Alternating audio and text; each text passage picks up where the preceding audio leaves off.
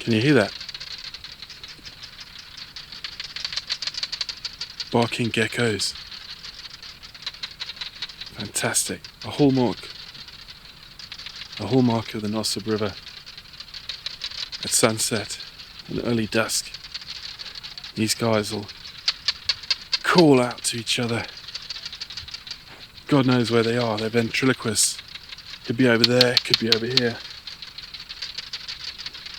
That guy over there could be over there. You never know.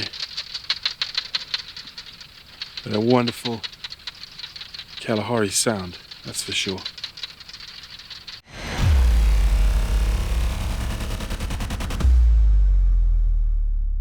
Today we're on our way to Mata Mata, which is the third main rest camp in the Kgalagadi Transfrontier Park. And it is situated at the northern end of the Auob River. So to get there, we have to travel south down the Nossob for about 50 kilometers, then head across the red dunes of the Kalahari, littered with grass and camel thorn, and then down into the Auob Valley and north to Mata Mata. So you're in a hurry? Well, you better calm down. We're all friends around you, just join the fun. 'Cause if you're in a hurry, you're missing the point.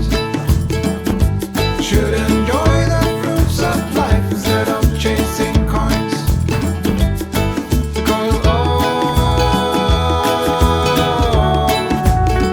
Because it's a beautiful day.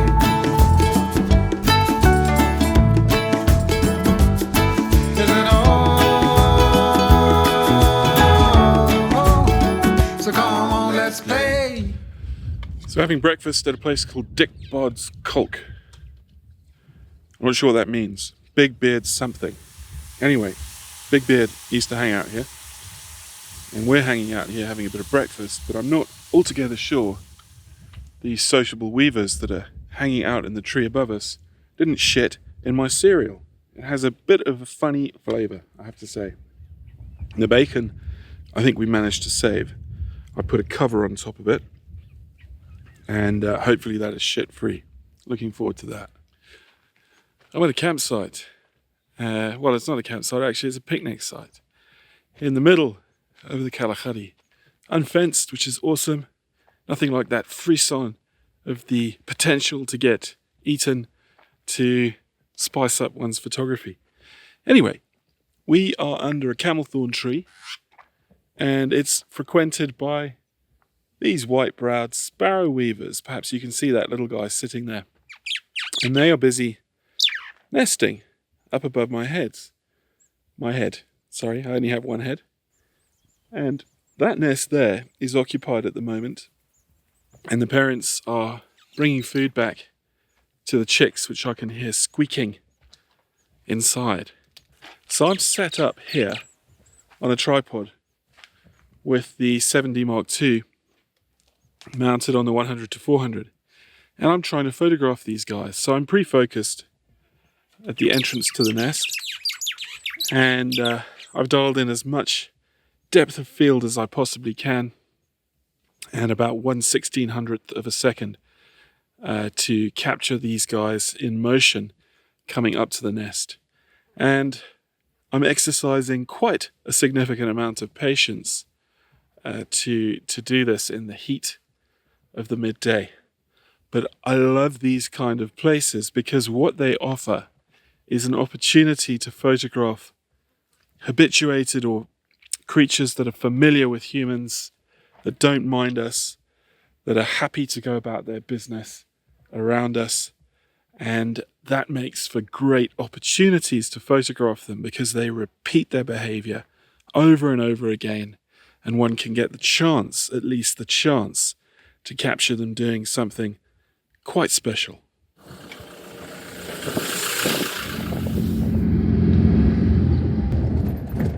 We're heading across the red dunes now in the middle of the day, and we're hoping to transit this and reach the Auob Valley about 70 kilometers away from here. Now the dunes are home to things like oryx and leopard and steenbok, which eat the camel thorn seed pods of the sparse trees that inhabit this beautiful, arid, dusty, wave-like ocean of red sand.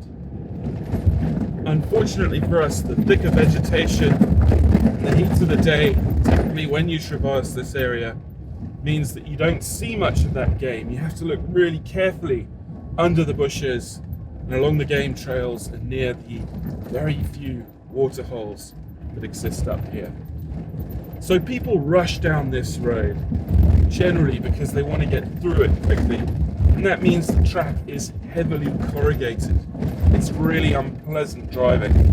You can probably hear some of that bumpiness in the background. But on a cool winter's day, not like today, this can be a sublime drive through what feels like the red, beating heart of the Kalahari Desert. We're doing a little test. There's a cheetah lying at the end of a piece of shade cast by a camel thorn tree. And that shade's moving as the sun gets higher. And its head's in sunlight now. And our theory is it's going to get up very shortly. Indeed, it has.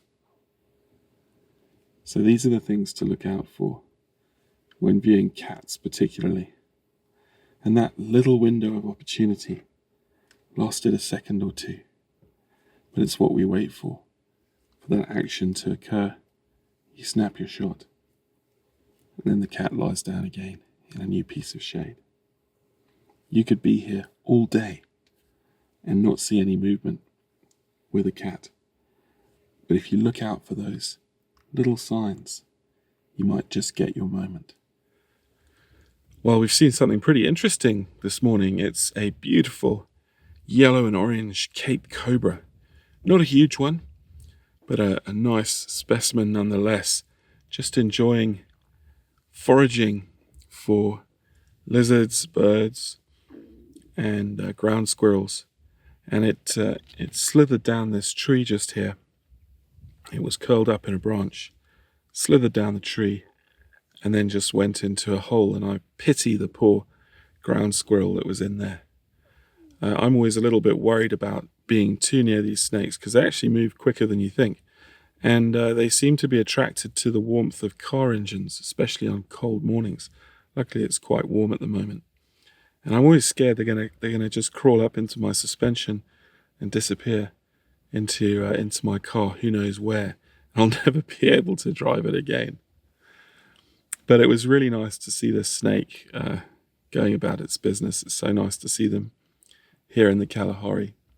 Beautiful, beautiful animals.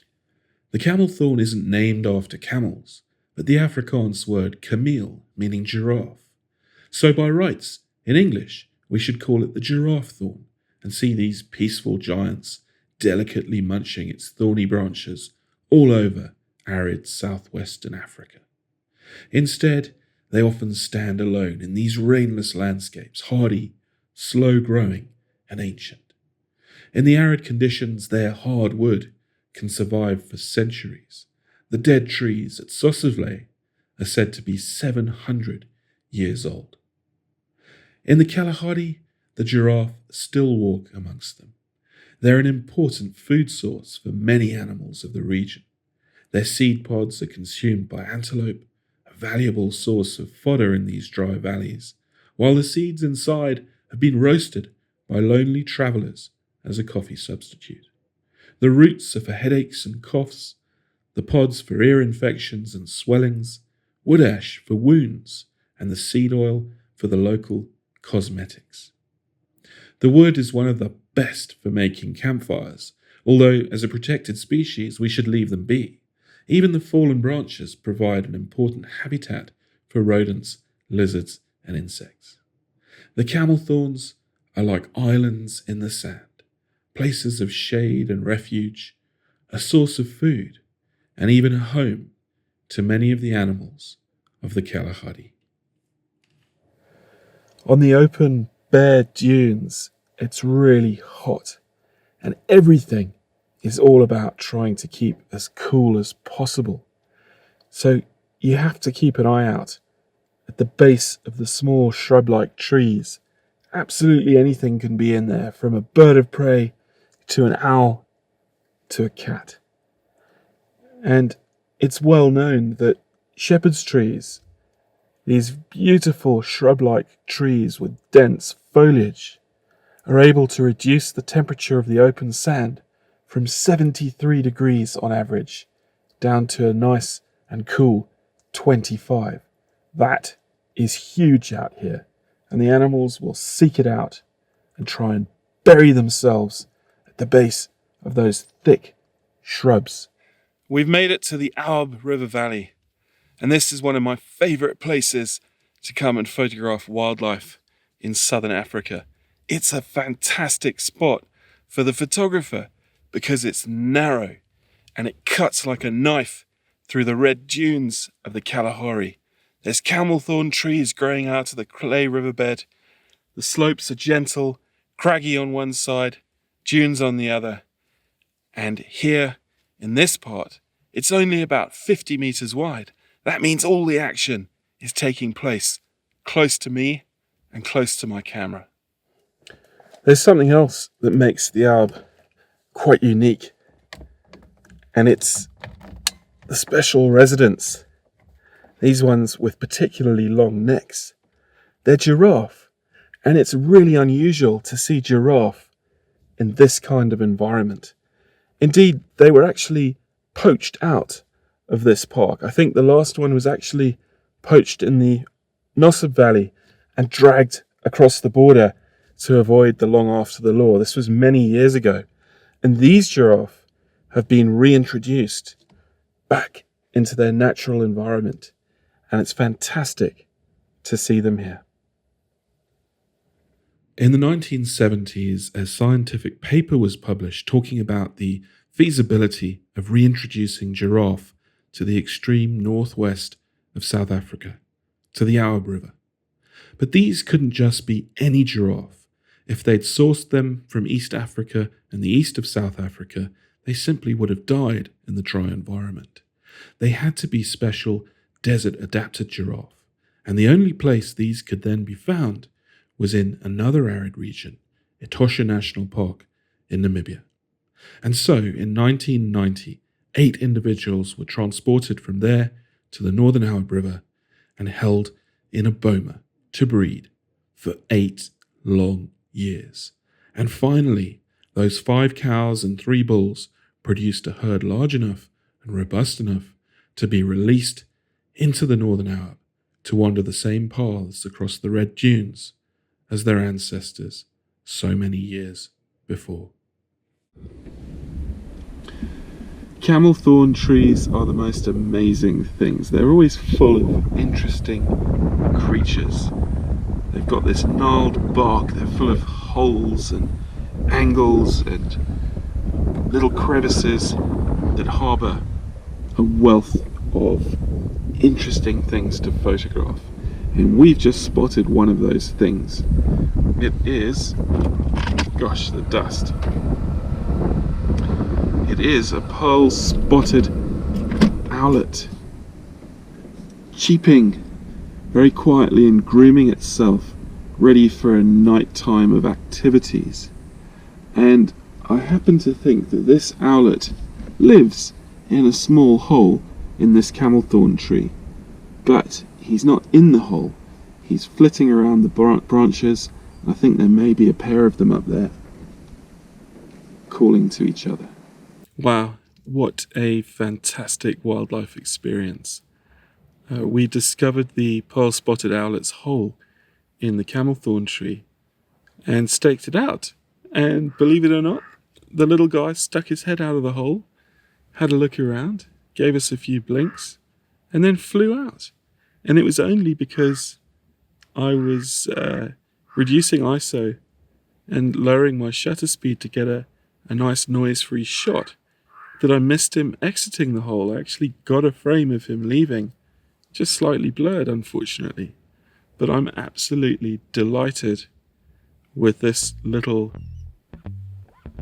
scenario. What a great way to end an afternoon's game viewing. So you're in a hurry? Well, you better calm down.